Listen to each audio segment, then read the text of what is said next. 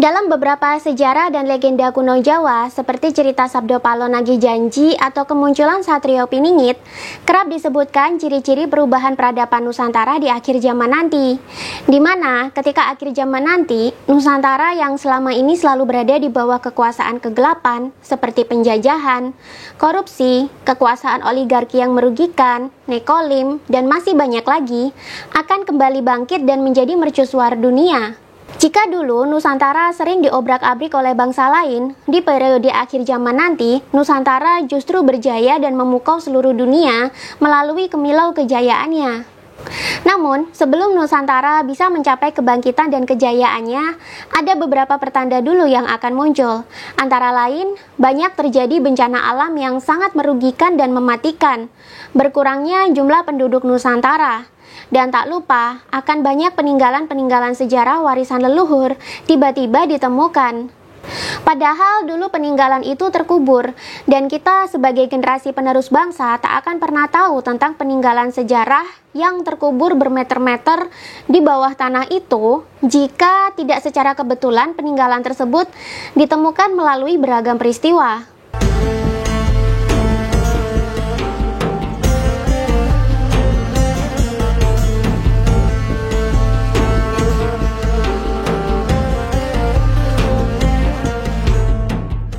Selama beberapa ratus tahun, kita tumbuh di bumi Nusantara dengan stigma yang buruk terhadap bangsa dan leluhur kita sendiri.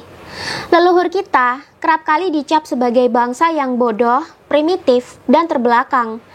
Karena itu, banyak sekali cerita kedatangan bangsa-bangsa asing membawa adat istiadat dan agama baru, mengklaim merekalah yang memberi peradaban di Nusantara.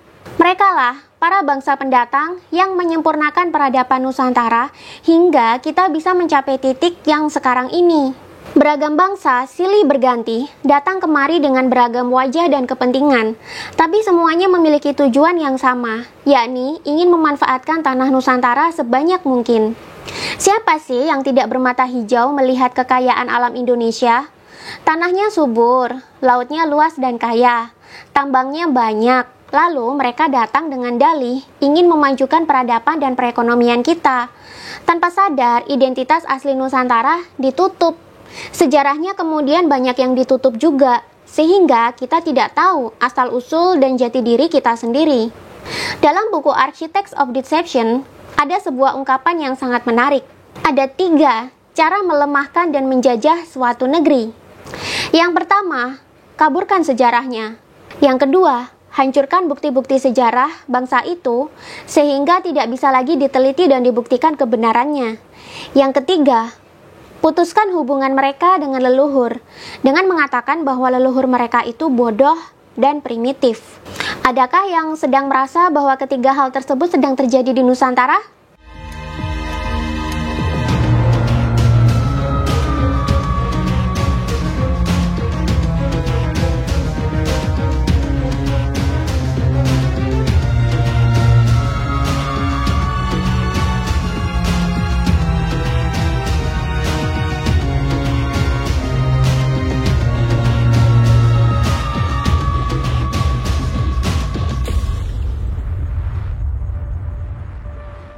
Bangsa-bangsa pendatang ini mendatangi Nusantara sambil membawa sejarah baru.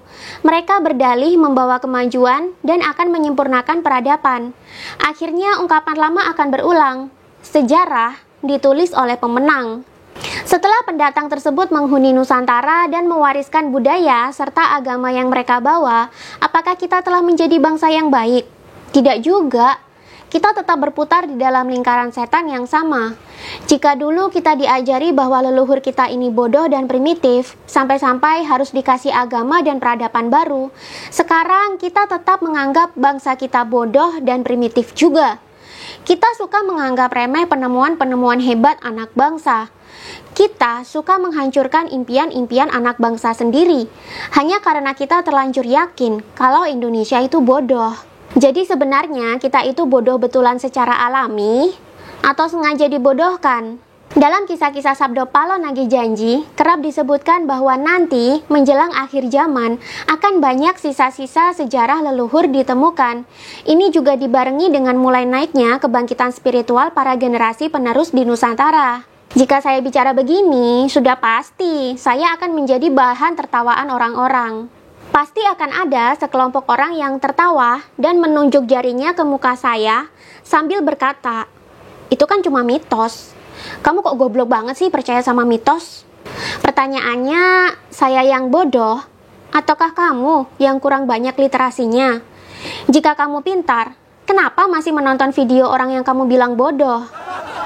Dan jangan lupa, banyak ilmuwan-ilmuwan di dunia yang mengawali riset mereka dari mitos atau legenda. Contohnya seperti Stephen Oppenheimer yang meneliti genetika manusia. Hasilnya, ia menemukan bukti bahwa sebenarnya Nusantara adalah awal mula peradaban dunia. Taman Eden, mitos atau legenda yang banyak diceritakan di belahan dunia manapun, bahkan banyak ditulis kisahnya dalam kitab suci agama-agama besar di dunia, sebenarnya adalah Sundaland atau Nusantara, bukan di Mesopotamia, bukan di Babilonia, bukan di Irak, apalagi di Eropa, seperti yang banyak diklaim sama orang lain. Penelitian lain juga ada yang berawal dari legenda. Contohnya adalah penelitian Atlantis yang of course berawal dari cerita dongeng yang ditulis oleh Plato, seorang filsuf Yunani berabad-abad sebelum Yesus Kristus lahir. Profesor Arisio Santos dan banyak ilmuwan-ilmuwan lain juga berlomba-lomba meneliti lokasi bekas Atlantis. Hasilnya beragam, ada yang menganggap Atlantis itu ada di Yunani, ada di Samudra Atlantik sendiri, ada di Madagaskar, dan masih banyak lagi. Namun hasil yang paling possible adalah Atlantis adalah Sundaland atau Nusantara itu sendiri. Begitu juga dengan legenda raksasa dan manusia kera.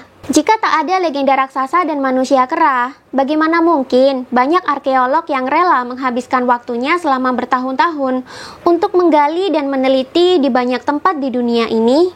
Bisa jadi juga kan, hasrat mereka untuk meneliti berawal dari banyaknya legenda tentang raksasa dan manusia kera, seperti legenda Daud dan Goliat, legenda candi dan kota yang dibangun oleh raksasa, legenda Ramayana, dan masih banyak lagi.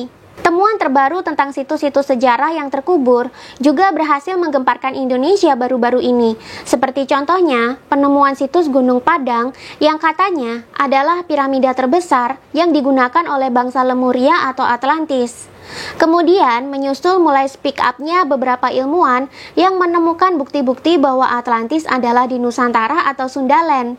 Belum lagi temuan banyak bekas candi, petirtaan, dan arca-arca terpendam di bawah tanah di Jawa Timur. Atau mungkin juga di daerah-daerah lain. Bukankah ini sesuai dengan janji-janji para leluhur kita yang mengatakan nanti menjelang periode akhir zaman akan banyak situs-situs bersejarah yang selama ini terkubur muncul kembali ke permukaan tanah. Hendaknya kita sebagai anak cucu mereka melakukan penelitian terhadap penemuan-penemuan tersebut, sehingga kita bisa mengetahui apa yang sudah terjadi di masa lalu. Benarkah leluhur kita itu bodoh?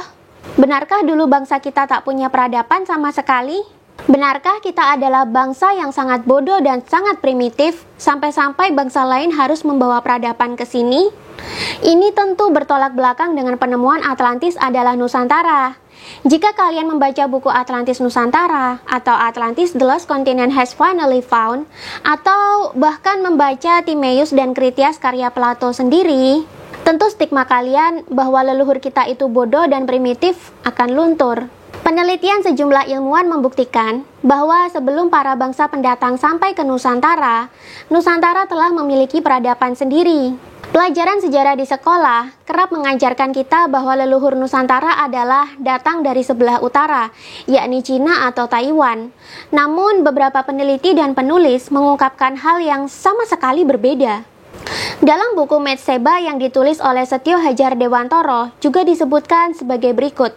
Di Jawa bagian selatan, tepatnya di kawasan Pegunungan Kendeng Kidul yang membujur dari barat hingga timur, pada saat imigran dari Cina Selatan datang, telah ada ras berkulit coklat yang berperadaban maju. Mereka adalah ahli waris peradaban Atlantis dan Lemuria. Mereka adalah orang-orang Nusantara kuno yang sudah melahirkan aksara Hanacaraka awal. Sejarah umum juga mengajarkan bahwa yang pertama kali membawa peradaban ke tanah Jawa adalah orang-orang dari India. Karena itu muncul legenda Aji Saka yang katanya mengadapkan orang-orang di Jawa sekaligus menyebarkan ajaran Hindu. Semenjak kedatangan Aji Saka juga, penanggalan Saka digunakan di tanah Jawa hingga bangsa kolonial Belanda datang.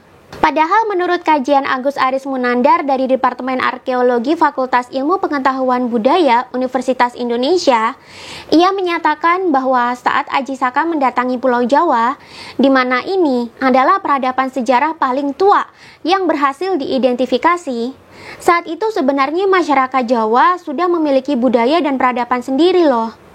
Apakah peradabannya primitif? Enggak.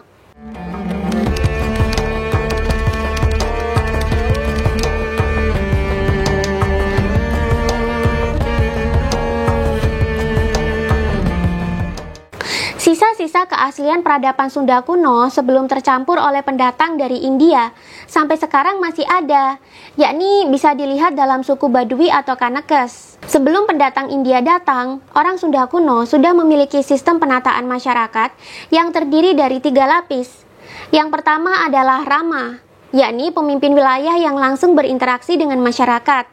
Yang kedua, Resi, yakni orang yang dituakan oleh masyarakat karena memiliki spiritualitas yang tinggi dan biasanya suka bertapa. Yang ketiga adalah Punggawa, yakni pemimpin yang berkaitan dengan hal-hal militer atau keamanan. Dalam tradisi masyarakat Sunda kuno, ketiga elemen di atas telah terbiasa bekerja setiap hari untuk membentuk sistem kemasyarakatan yang tertib. Bangsa Sunda kuno bukanlah berasal dari bangsa lain. Mereka adalah penduduk asli Nusantara dari ras Austronesia, salah satu ras penghuni Atlantis yang selamat dari banjir besar yang menenggelamkan benua makmur tersebut. Lalu kenapa bangsa asing harus repot-repot memperbarui peradaban yang sudah ada di Nusantara? Jawaban masuk akal yang bisa ditemukan oleh para peneliti dan budayawan adalah karena memang sudah sejak lama banyak bangsa yang menginginkan bisa menguasai Nusantara.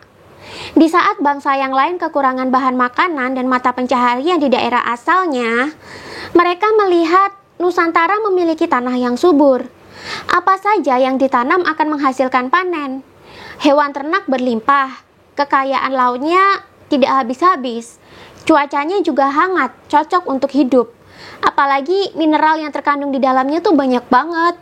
Karena itu, banyak bangsa silih berganti datang ke Nusantara, membawa peradaban mereka masing-masing, dan berdalih ingin memajukan dan mengadapkan Nusantara. Leluhur kita kemudian distigma sebagai leluhur bodoh dan penganut agama pagan yang mistis. Padahal, jika kita tilik kepercayaan kuno Nusantara sebelum agama-agama impor masuk, baik Jawa Dipa, Sunda Wiwitan, Kaharingan, dan lain-lain, justru kepercayaan kuno sudah sadar tentang esensi bertuhan dan terhubung dengan kesadaran murni atau diri sejati. Lalu mengapa kita bisa tenggelam dalam stigma bahwa leluhur Nusantara adalah bangsa yang bodoh sampai saat ini? Pernah nggak sih kalian berpikir, jika kita sadar siapa sebenarnya kita sadar siapa jati diri kita, lalu kita bisa mengelola semua sumber daya di sini sendiri. Bayangkan deh, betapa besar Nusantara nantinya. Dan berapa banyak bangsa-bangsa dan kelompok elit yang akhirnya tidak bisa mengeruk keuntungan lagi di sini. Mereka takut kita sadar. Karena itu kita harus dijaga agar tetap bodoh dan miskin. Kalaupun kaya, kayanya tuh nanggung. Kini sejarah-sejarah yang terkubur itu perlahan-lahan naik kembali ke permukaan. Akankah kita sebagai generasi penerus bangsa berdiam diri dan tetap skeptis menerima doktrin yang sudah ditanamkan selama bertahun-tahun? Ataukah kamu mau menjadi bagian untuk bergerak dan bangkit kembali menyongsong kejayaan Nusantara? Untuk memulainya nggak harus dengan eksekusi yang berat kok. Kamu bisa mulai dengan sering-sering berkontemplasi untuk merenung, sebenarnya jati diri bangsa ini apa ya? Kita ini sebagai manusia hakikatnya apa sih? Kenapa banyak konflik di dunia ini justru memakai agama sebagai sumber konflik? Kenapa kita masih belum bisa menerima perbedaan? Padahal founding fathers kita menggunakan semboyan Bhinneka Tunggal Ika. Lalu, Coba tengok peninggalan sejarah yang paling dekat yang ada di sekitarmu. Atau coba kalian cari referensi sejarah kuno tentang Nusantara, baik dari YouTube, artikel di media online, ataupun dari buku-buku. Apa sih sebenarnya yang sedang tersembunyi dari Nusantara? Apa sih yang sudah menunggu untuk kita pahami? Benarkah Nusantara adalah awal mula semua peradaban, seperti yang ditemukan oleh Stephen Oppenheimer? Benarkah Taman Eden dan Atlantis adalah di Nusantara? Heran aja deh, peradaban pertama justru datang dari padang pasir loh, dimana di sana sulit mencari makan karena panas dan gersang. Sedangkan di Nusantara, satu-satunya kepulauan tropis yang kaya sumber daya alam justru tidak pernah ditengok sebagai sumber peradaban. Lalu kenapa bisa ada Atlantis di Nusantara dulunya?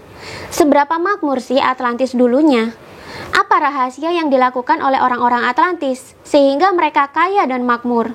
Lalu kenapa mereka bisa tenggelam begitu saja? Dosa apa yang telah dilakukan oleh nenek moyang kita sehingga mereka tenggelam dan hilang? Apa sih yang sedang disampaikan oleh Tuhan dan para leluhur dengan diketemukannya kembali situs-situs bersejarah yang selama ini terkubur jauh di bawah tanah?